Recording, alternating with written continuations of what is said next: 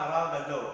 This time, I will discuss 1.9 of topic 1, which is maximum power transfer theorem. Consider the circuit. Again, to arrive maximum power transfer theorem, let me explain this one. You will simplify the circuit into Thevenin's equivalent circuit, wherein whatever the resistance that you remove in the circuit for a while, the resistance RL here must be equal to the resistance RTH here to arrive the maximum power transfer at load resistance RL. And the formula for the maximum power transfer to the load resistance is equal to VTH, Thevenin's equivalent voltage squared, divided by 4RL. Okay. So I will derive the formulas that I wrote a while ago. For maximum power transfer, RL is equal to RTH. PL max is equal to VTH squared over 4RL. I will derive those formulas. Considering the circuit, we have power formula, power is I squared, or PL is I squared L RL. Treat that as equation 1. Then IL here, since this is a circuit, RL is VTH over R total, which is RTH plus RL. Treat this as equation 2. Substitute equation 2 to equation 1. So PL is equal to VTH over RTH plus RL squared multiplied by RL. Or I can simplify, since VTH is constant, I factor out. So PL is VTH multiplied by RL over RTH plus RL squared. Start. Okay. From equation 3, we arrived this formula a while ago. PL is VTH squared. Then I separate this one. RL over RTH plus RL squared. Recall, derivative of a quotient. Derivative of U over V, this is the formula. V du dx minus U dv dx all over V squared. In this, in equation 3, my U there is RL. If I take the derivative of U with respect to RL, drl over drl is equal to 1. How about my V? My V there is RTH plus RL squared. If I will take the derivative of dV with respect to RL, or V with respect to RL, bring this down to, then subtract by 1, RTH plus RL, then derivative of this, drTH over RL plus drl over RL. Since RTH is constant, derivative ng constant is 0, derivative ng RL with respect to RL is equal to 1. Simplifying this, we have dV over derivative of RL is equal to 2 times RTH plus RL. Let us now substitute this U and V to equation 3. Okay. Simplifying, I can have, this is my B du dx minus U dV over drl all over, then why is it becomes to the fourth? Because my B here is RTH plus RL squared. So that is RTH plus RL to the fourth. Multiply both sides of equation 4 by RTH plus RL to the fourth divided by VTH. So what is left now is only this denominator. So RTH minus 2RL, RTH, quantity RTH plus RL is equal to 0.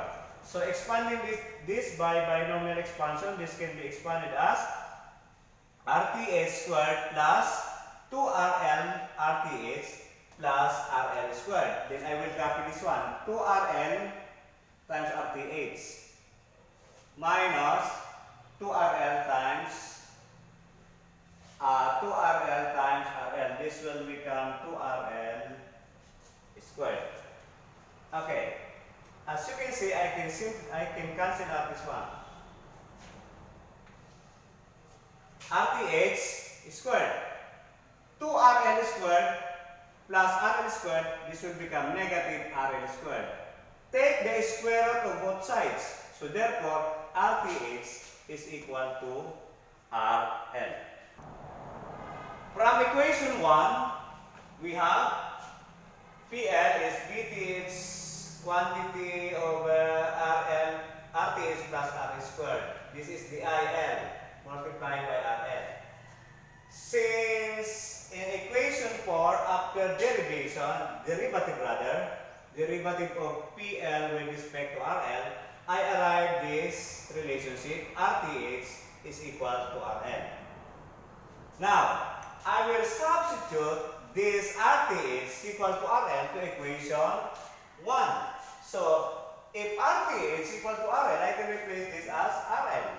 RL plus RL, then RL. So, simplifying, we have PL maximum BTH over RL plus RL to RL, then squared multiplied by RL.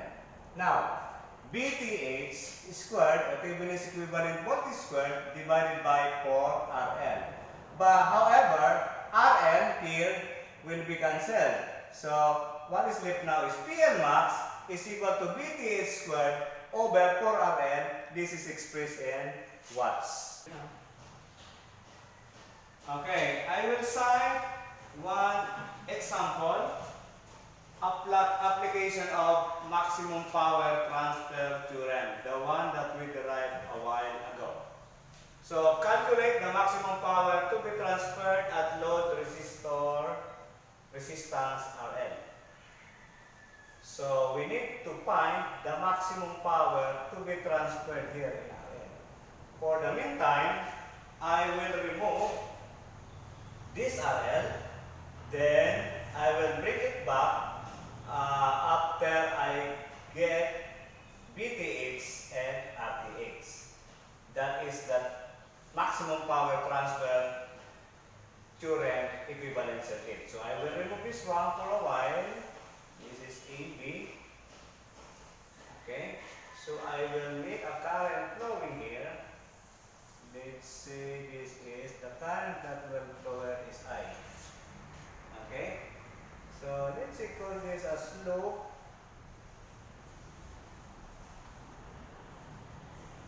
loop X. So apply KVL at loop X.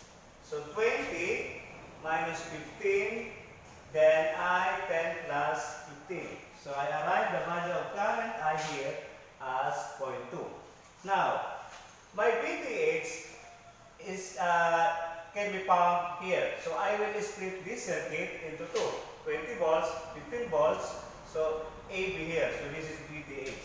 So I will consider this loop current, loop A, then loop B. So I can calculate VTH. However, the current that will flow in 10 ohms is I, and the current that will flow in 15 ohms is also I, and going to the right direction. So I will calculate the VTH for this splitted circuit. Okay, applying KVL, Kirchhoff's voltage law at loop A, and Kirchhoff's voltage law at loop B, let's see if we will arrive with the same value of Thevenin's equivalent voltage or VTH. So apply KVL at loop A, 20 minus 10I, I is 0.2, then plus and minus this is minus VTH. So simplifying, VTH is equal to 18 volts. How about in loop B? That is VTH from negative positive. So VTH plus minus 15I, 15 times 0.2 minus 15. So VTH is the same has the same value, 18 volts, 18 volts. Okay? Calculating RTH as what we did in Thevenin's theorem. If the given independent source is voltage, take that as short-circuited. However, if that is current source, independent current source, let this open circuited. Now, in this case, since the given independent voltages rather are in volts, so short-circuited. Now, RTH, if I will calculate RTH, the one I remove here, RL, RTH is the parallel equivalent of 10 times 15 over 10 plus 15. So this is 6 ohms. This is now the maximum power transfer theorem equivalent circuit. We have the VTH, RTH, then in the original circuit that we had a while ago, this is RL, terminals E and B. So my VTH is 18 volts, the one we saw a while ago. RTH is 6 ohms. So for maximum power transfer, the condition as what we derived using differential derivative. So RL is equal to RTH. So RL is equal to RTH 6 ohms. So PL max, we derived a while ago, VTH over 4RL. So PL max is 18 volts divided by 4 times 6. The power, maximum power delivered at resistor RL in the original problem is 13.5. Thank you very much for watching and God bless you all.